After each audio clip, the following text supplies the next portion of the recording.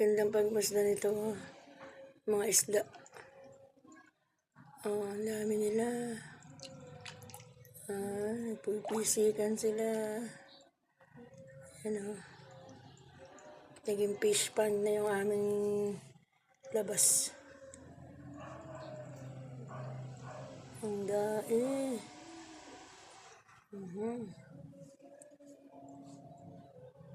Pumunta na sila doon, yun.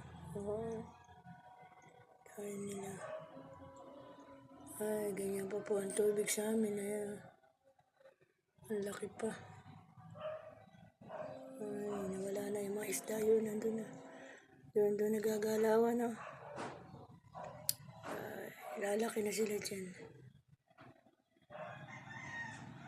Ay, ang tagal lumait ng tubig.